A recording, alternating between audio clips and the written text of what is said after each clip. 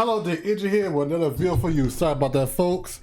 Well, let's say that the Dreamcast was a revolutionary. I mean, it came after the Sega Saturn, and I remember owning this back in, let's see, 2001. A month ago, not a month, but a year, etc. But apologize about that. But Dreamcast had one of the best games. The first game I ever had was Sega Swirl. You heard that game. Then there was a Dead or Alive 2. There was I had some sports games as well, so, and many more. But I wish I owned more, but I haven't. But later on down the line, I had played some on Steam. They have a Dreamcast collection, but they had Sonic Adventure, which I did have Sonic Adventure 2, by the way. So, and that game, the Space Channel Fight, which that game, I'm bad at them games, by the way. There's Sega Bass. That game was fun. And Knights. I'll say Knights. Why that's in the not the Dreamcast? Why they put that in there? Now there's Crazy Taxi, which I see people play, but never get the chance to actually play it for myself. But yeah, the Dreamcast is very innovative. I like the memory cards, the virtual memory card, which you can edit in a starting screen, listen to music. Also, I think they have a monitor. I think Caleb talked about that. Caleb Thompson. And they have a modem. You could go to the internet. I remember trying it, and let's say it came up with this. Yeah, the AOL, the dial-up. Oh my god, that sound hurts my freaking ears to the core. Ooh. But good thing we got broadband. Broadband came along, and I want to try Dreamcast kind of defunded, it discontinued. I was sad about that. The post Dreamcast era. I had played Simbu, I got that, and I love that game, man. I played the demo on the Xbox. It is on the Xbox, by the way. But I never played the full version, but I'm glad I did.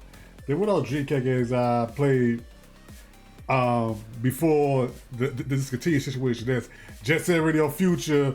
My God, I love that game. I love Alizé, I hold your hand. And it was, I did play Soul Calibur 2 and 3. It was on Dreamcast, but anyway, the first one was Dreamcast, but I just played the sequels. I played Power Stone on the emulator. Then I played Mark of the Wolf. That was on Dreamcast also. Then Capcom vs. SNK 2. I played both. The first one and the second one. I missed out a lot while I was growing up, but I was a kid. I couldn't have a job. I had to go to school, do homework, hang with friends, yada yada. Beg my parents to buy me a game, but right now a grown adult. I'm thinking about getting a original console, but I know it costs a lot of money. I know Retro Stores has it. And I hope I'm thinking about buying it. People, I'm thinking. Overall, Dreamcast,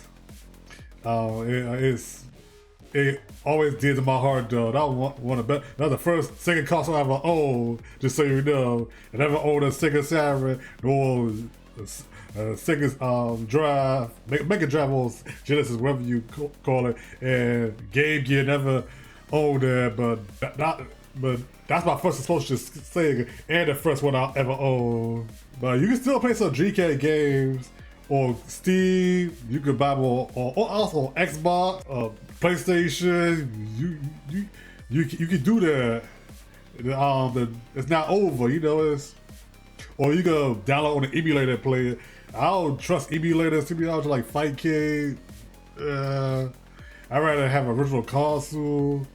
Due to the graphical issues and audio, and emulators sometimes don't run very well in certain games, but you need a different graphics card, which if you're a console player, you have to worry about the issues. Because I used to do PC, but I stopped, to be honest with you. I feel like upgrading my PC, because this does cost money, lots of money. But anywho, this is pretty much a short video. I just want to reminisce. And I've got one more game that I have or a couple of games I The demo magazine, I remember that one.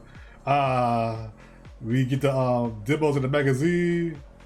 I remember playing Max Steel, Fur Fighters, MDK2. Remember that game? I had to close out with that one. But what y'all thoughts on it? Let me know down below, and goodbye.